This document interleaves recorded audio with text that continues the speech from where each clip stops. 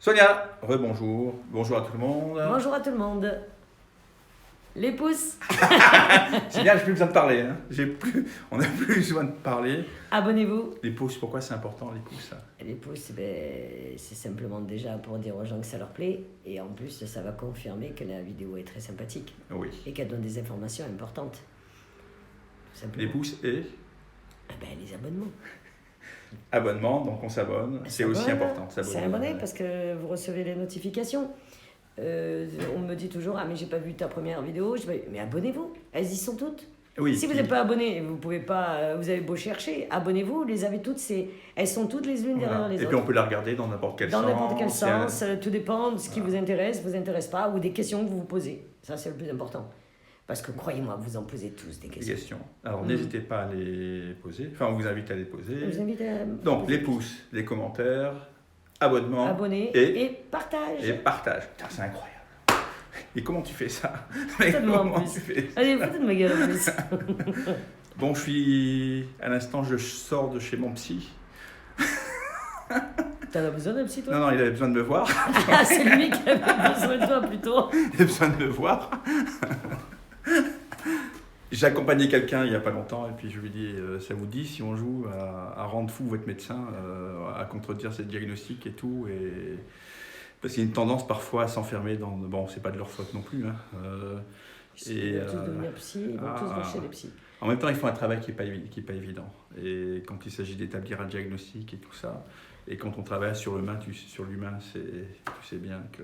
L'humain est très complexe. Donc, mon psy est très content. Il est satisfait de ton travail. J'imagine. J'imagine qu'il est très satisfait de ton travail. Et souvent, alors, je ne sais pas s'il y a des statistiques là-dessus. Bon, ça peut être très curieux, mais je ne serais pas étonné d'apprendre qu'il y a plus de personnes qui consultent des médiums ou des voyants ou des tarologues que des psys ou des médecins. Tu sais ce qu'un jour une psy m'a dit? Quand on était les concurrents directs. Oui, ah oui. J'ai rigolé parce qu'elle était en train de passer ses examens pour devenir psy, mon amie. Et elle me dit, elle a parlé de moi parce que je lui parlais des notes, comme quoi je lui donnais les notes à l'avance, tout ça, elle expliquait quoi. Et à un moment donné, elle me dit, ça c'est, pour nous, c'est les pires. Alors elle me dit, pourquoi les pires? Elle dit, non, c'est nos concurrents directs. Concurrents ou... Concurrents. Moi, je dirais... Moi, je dis complément. Complément. Collaborateur, compagnon. Moi, je suis concurrent de personne. Hein. Oui. Là, il y a concurrence, c'est quand il y a de l'ego, en fait. Parce qu'en fait, on n'a pas vraiment de certitude sur tout. C'est ce qui est intéressant, d'ailleurs. Hein. Donc, mon psy est heureux. Est-ce que c'est à cause de moi ou pas? Ça, je ne sais pas. C'est qui fait les adoptions? C'est lui plutôt, non? Rendons nos psys heureux. Tant mieux. Et le monde n'en sera que meilleur. Qui te le dit? Alors j'ai encore plein de questions, tu vois. Tu veux en savoir? Hein? Je vais en savoir plus. Notamment, par exemple, tu vois les attentats de Paris. J'en parlais avec Christian. En parlant de ça, Christian est en train de monter aussi un projet autour du cœur de la sagesse et de la sagesse du cœur et tout ça. Ça va être un truc vraiment sympa et on passera de bons moments et puis on apprendra certainement des choses. Tout à fait, je suis d'accord avec toi. Certains. Et donc Christian me disait, c'est étonnant parce qu'il est toujours étonné, à chaque fois il est étonné, mais tu te rends compte, elle m'avait parlé des attentats de Paris. Alors lui, ce qui l'intrigue, c'est que parfois tu as des choses très très très très très précises. Ouais. Et parfois, c'est des choses diffuses ou un élément où... Tu peux m'expliquer ça ou par exemple, les attentats de Paris, c'est quoi le Bataclan? Ça remonte à il y a quelques années déjà. 2006. Oui. Alors, ça surgit comment pour toi à ce moment-là? Je suis tranquillement chez moi. C'est un soir après le travail parce que j'avais un commerce dans le Var. Une grosse fatigue, comme tout le monde. Et quand tu es fatigué, en général, tu es... tu vois, tu es épuisé, quoi. Tu t'attends à rien. Et j'ai eu un flash, j'aime bien le mot flash, un film d'une horreur absolue. Alors comment ça a commencé? Parce que c'est ça le plus important, c'est que je me vois marcher dans des rues, dans des petites rues, et je me dis, mais t'es où? Qu'est-ce que tu fais là? Et c'est sombre, il fait nuit. Et on n'est pas en hiver parce que ce sont des ruelles et des pavés. Et je dis, tiens, c'est bizarre, je vois des pavés partout. Et c'est des ruelles très sympathiques, tu entends de la musique, tu entends des rires, il y a des terrasses, tu sais, comment on appelle ça, des bars-restaurants. Et je marche, et je marche, et je me balade. Mais déjà, pourquoi je suis seule? Ça me dérange. Le fait d'être seul? D'être seule, oui. Et d'un seul coup, je me dis, d'un seul coup, je sais que c'est la capitale. C'est vivant, c'est des quartiers où ça vit, c'est des quartiers où les jeunes se réunissent le soir en fin de semaine. Et c'est un week-end, ça c'est sûr que c'est un week-end. Et je marche d'un côté et de l'autre. Et d'un seul coup, alors dans un premier temps, je n'entends plus les bruits des cafés, la musique, tu sais, les petits groupes qui jouent dans les bars de café ou la musique d'un côté. J'entends plus. Quartier de la Roquette, hein, c'est le quartier de la Roquette. À Paris, moi je connais bien. Bataclan, c'est une petite rue. Je connais pas.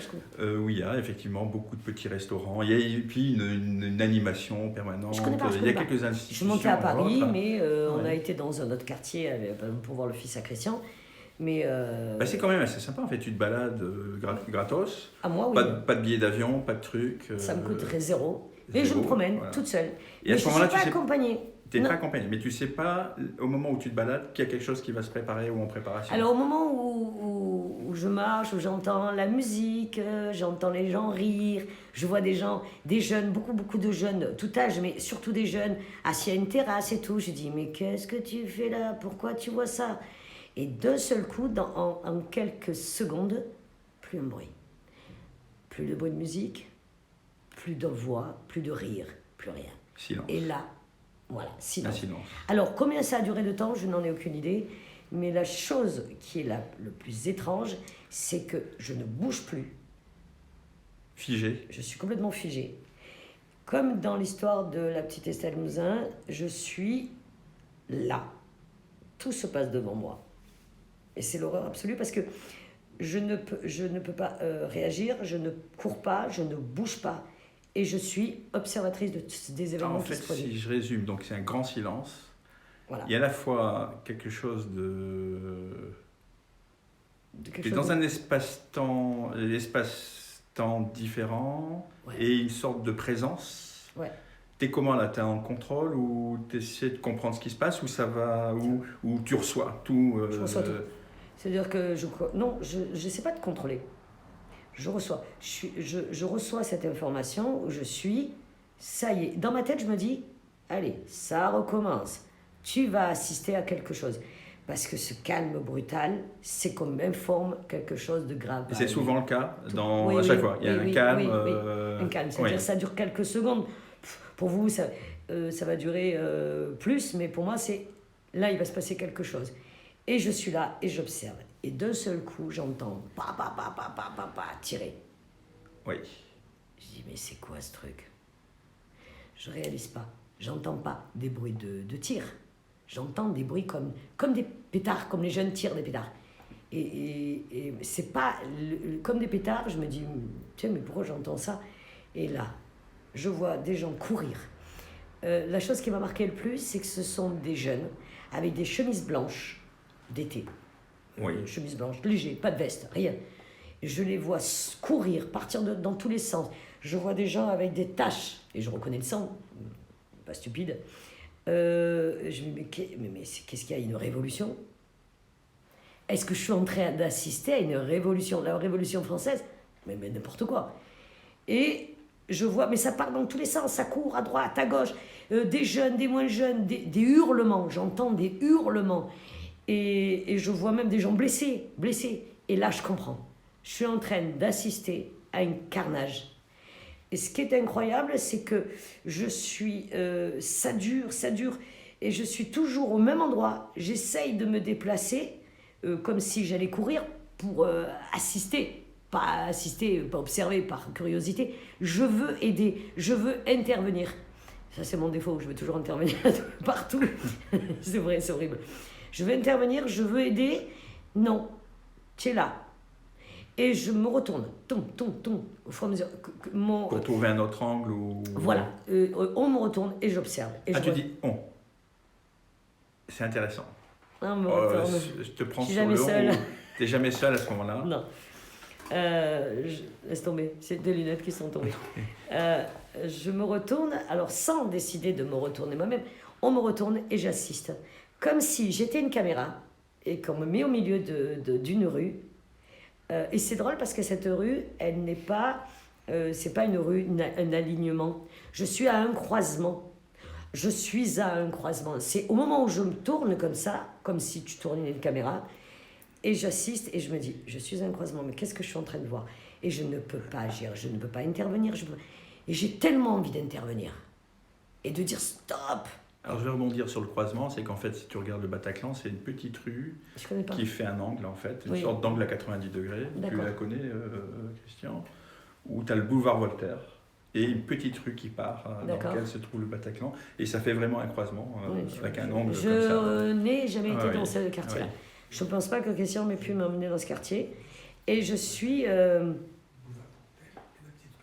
je connais pas du tout. Christian m'a pas emmené dans ce quartier. Dans ce quartier-là. Non, non. Et en plus, on est resté 2 jours, donc tu n'as pas le temps de tout voir. Alors, on est combien de temps avant 2006. Toi, moment, en fait, tu n'as pas de notion du temps, tu sais que c'est... Nous sommes, moi, quand je vois ça, je suis en 2006. Tu es en 2006 à ce moment-là. Donc, c'est pas tout. C'est qu'en plus, je suis toujours spectatrice. Et les images que j'ai, c'est... À un moment donné, je me déplace dans l'espace. C'est-à-dire que je suis là, dans ce croisement. Je suis là et je vois une rue. Et je commence à avoir des lumières. J'ai dit pompiers, police. Je pense que c'est de la police plutôt. Les lumières bleues, parce que je reconnais, les pompiers, tout ça. J'ai dit, c'est grave. Il y a des magasins qui sont fermés. Donc, on doit être vers les 19h30, 20h, je pense. Les magasins, tu sais, les boutiques, les petites boutiques, des petits quartiers fermés. Et là, l'odeur, cette odeur de... Alors que je connais, parce que, pardonnez-moi, ça va vous choquer un petit peu, j'ai appris à tirer, je tire très bien, je vous informe. La poudre Oui, je reconnais la poudre, j'avais une 22, donc autorisée. J'ai appris à tirer, je reconnais l'odeur de la poudre, je reconnais cette odeur, et là les bruits, les cris reviennent, tout. Mais ça dure longtemps. Et au loin, tu sais, à distance, c'est comme si tous les bruits de très loin me revenaient. Ouais. Et je dis, massacre, il y a un massacre, il y a un massacre, il y a des gens qui se font massacrer, Comment tu reviens à toi après, donc quand tu reviens? J'ai mis du temps. Oui. J'ai mis du temps parce que à un moment donné, plus rien, plus de bruit. Et hop, je m'aperçois que je suis chez moi. Et je me dis, qu'est-ce qui se passe? Qu'est-ce qui se passe? Pourquoi je vois ça? Je suis un peu... je bouge beaucoup parce que cette émotion, je l'ai encore. Hein. Ah oui, on le voit parce que tu vois les mains, c'est tout ce qui touche au kinesthésique, aux impressions. Et... Comment t'expliquer? Imagine... Et tu en parles toujours avec la même émotion, oui. J'ai toujours cette sensation incroyable de le vivre éternellement, ce truc. Oui, en boucle. En boucle. Hein. Donc, ce que je fais le matin quand je vais ouvrir le magasin, Christian va me rejoindre et je lui en parle. Alors c'est normal parce qu'en fait, si tu veux, là c'est l'hypno qui va te parler. C'est tellement réel. Ah oui. C'est si réel qu'on est de l'ordre d'une expérience traumatique où tu traverses l'élément, enfin cet événement là, avec tous les sens, hein, et c'est imprimé. Et il y a un moment où, surtout que c'est quelque chose qui ne t'appartient pas. C'est un peu comme si tu étais sur la scène. J'étais sur la scène. Comme quelqu'un qui passe dans la rue et qui a il y a une balles. bombe, tu vois, et ça... Et il le vit, et je l'ai vécu comme si j'étais présente à ce moment-là. Et tu l'as vécu. Je l'ai vécu dans toutes mes tripes, dans tout. Ah, oui. Mais ce qui est hallucinant, c'est que quand j'ai fait ce rêve, c'est même pas un rêve, quand j'ai eu ces flashs, cette image qui était comme un film, Ce qui est incroyable, c'est que le matin, j'ai ouvert le magasin à 9h et je suis parallèlement, c'est-à-dire une partie de moi est toujours là-bas. Oui, il y a une dissociation. C'est une association. Je suis toujours dans l'événement, je suis toujours dans... Et je passe... limite, j'enjambe pas les corps, quoi. C'est-à-dire que je passe et j'assiste à tout. Je vois des corps par terre. Et quand j'en ai parlé à Christian, je lui ai pas dit tiens, il y a une guerre civile qui va avoir lieu. Pas du tout. Parce que quand je lui ai parlé, il me dit tu vois une guerre civile? Non, non, non, non, non, non, non, c'est pas une guerre civile. Non, non, c'est un carnage. Ça n'a rien à voir. Il me dit mais comment tu peux faire la différence? Je dis c'est pas une guerre civile. Je vois pas des gens tirer tous dans la rue, cachés, à tirer. Parce qu'une guerre civile, c'est une guerre civile. Ça n'a rien à voir. Je dis non, non, non, non, non. Ce sont des gens, je vois des jeunes, je vois des moins jeunes, je vois de tout, de tout. Toute culture mélangée, courir, hurler, hurler. Ça veut dire qu'il y a quelqu'un qui vient de faire un carnage. Et je lui dis, c'est Paris. Et il me dit, comment tu le sais? J'ai eu l'information, c'est Paris. Il va y avoir un carnage à Paris. Et nous sommes en 2006. Mais évidemment, quand tu dis ça, tout le monde te regarde disant, mais elle est pas bien celle-là. Elle est complètement givrée. Mais qu'est-ce qu'elle s'imagine?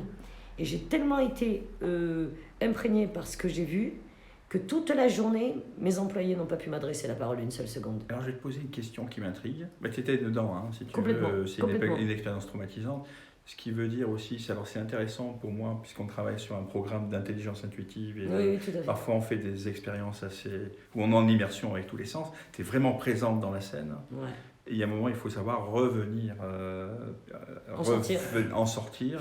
Il y a des processus pour en sortir, parce que c'est un vrai traumatisme. Traumatisme. Quand on fait de l'hypnose, parfois on fait des path regression dans le passé, où on va travailler sur des parts, d'anciennes parts de nous qui ont été traumatisées. On va leur apporter des ressources et autres et les extraire en fait. Et ça nous arrive à tous les jours. L'idée, c'est que comment on s'en sort on touche une réalité de ton monde à toi. C'est que c'est pas évident parce que tu as vécu ça depuis petite. Ouais. Un attentat, c'est hyper violent. Enfin, on peut peut pas le penser. On peut pas si tu n'y assistes pas, parce que je peux pas dire j'ai assisté à un attentat moi vivant à Paris, c'est faux. Je suis pas les parents, j'imagine même pas les parents. Mais assister en tant que médium, vivre ce que j'ai vécu, je ne souhaite à personne. Dans cette réalité-là. Parce qu'en plus, il y a une part de toi qui va passer en veille. Parce que pour éviter que ça ne se reproduise. Ça se reproduit. Et donc, tu as en permanence, un peu comme quelqu'un qui est sur des lieux de conflit, qui ne va pas dormir. Il y a une part de nous qui va veiller. Et ce que tu as vécu est une réalité, parce que tu étais réellement dessus. Ouais. Maintenant, je vais te poser une question qui m'intéresse. Ouais, vas-y. Qui m'intéresse. Si tu avais eu des dons de dessin, est-ce que tu pourrais dessiner l'endroit où tu étais? Tout à fait. Ah, c'est là où je voulais en venir. Parce que ça permet peut-être de localiser un endroit, même si toi tu ne le connais pas, mais de donner... Ah mais moi je te le dessine. De faire une fiche signalétique. Mais encore aujourd'hui, là, au moment où je te parle, au moment où tu m'as dit tu veux parler de cette histoire, c'est net, précis. C'est précis, net. C'est pas 2006 à aujourd'hui en 2023, l'image elle est toujours aussi nette, comme une photo. C'est très net, c'est comme une photo. Oui. C'est comme une photo, je suis dans l'histoire, je suis dans ces attentats, et je sais que c'est des attentats, je sais, et je sais que c'est long, mais ça dure. C'est et ça. Alors, dans la rue où je suis, j'entends des bruits, des tirs, ça tire de tous les côtés, je vois les gens courir. Et à un moment donné, j'ai dit mais pourquoi? Ah oui, pourquoi je prends pas de balles? Je suis en plein milieu. À toi, oui. Et là, je réalise mais t'es en train de, tu es là-bas, ta partie de ton corps, elle est dans les Alpes-Maritimes, et ton esprit, il est là-bas. Mais est-ce que je pourrais pas essayer d'intervenir? J'aurais tellement voulu intervenir, leur sauter dessus, leur faire peur. Tu vois, regarde, ils voyaient un fantôme, le fantôme de Sonia. Ah, qu'est-ce que ça m'aurait plu. Et je me dis, mais tout ça pour ça, je peux pas intervenir. Qu'est-ce que vous êtes en train de m'envoyer comme information? Pourquoi vous me donnez ça? Pourquoi? Vous m'envoyez un paquet horrible, plein de sang, je peux rien faire. Est-ce qu'il y a des pourquoi dans ce pourquoi? Pourquoi ils m'ont donné? Dans ce domaine, tu vois, est-ce qu'il y a des pourquoi? Et je le sais maintenant.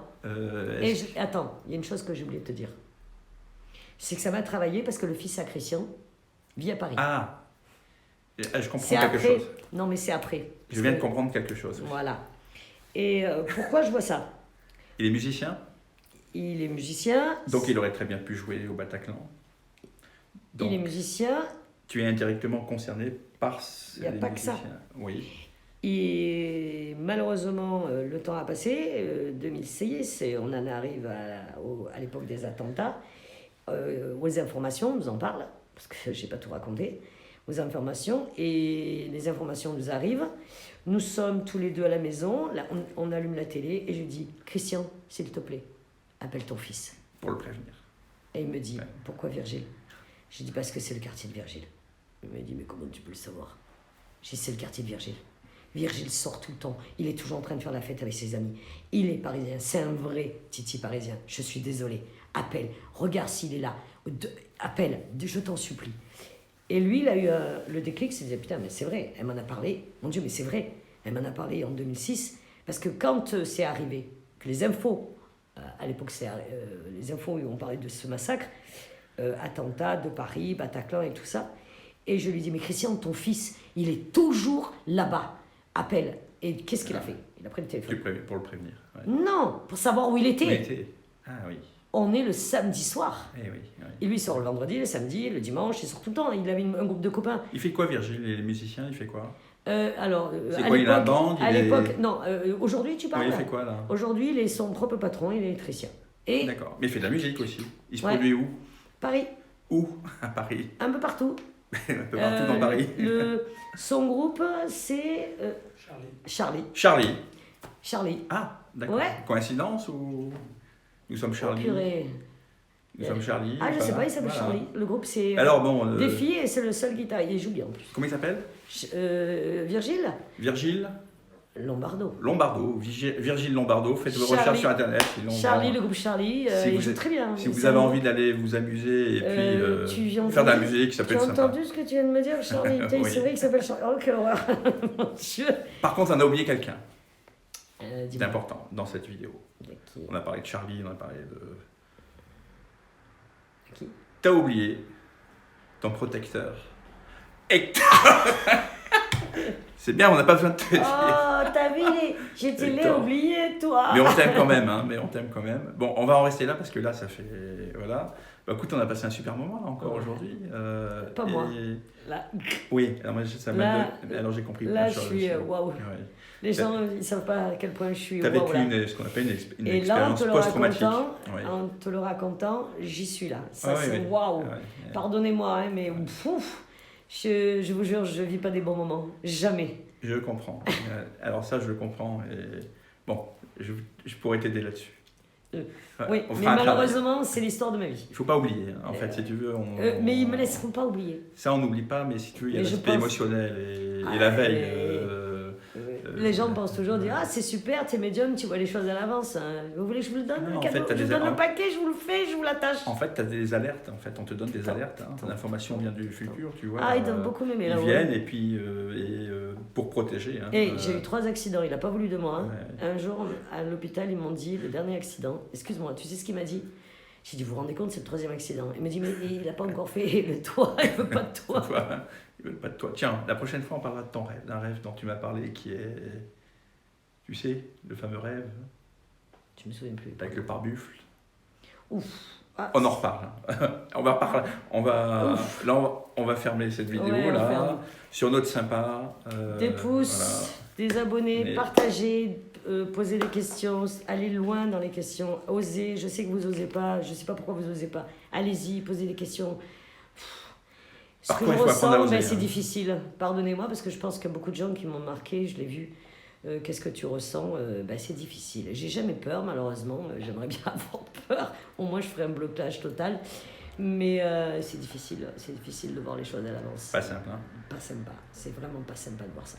On va quand même finir par une note sympa. Ouais. Des sourires, des rires, et que... Est-ce qu'on peut prédire les bonnes choses? Voilà, Bien c'est ça ce qui sûr. m'intéresse. Donc, Ah oui. on enlève les pourquoi, maintenant, on les écarte, et puis la vie continue. Et la Alors, vie on vous embrasse tous. À très bientôt. Ciao, ciao, ciao.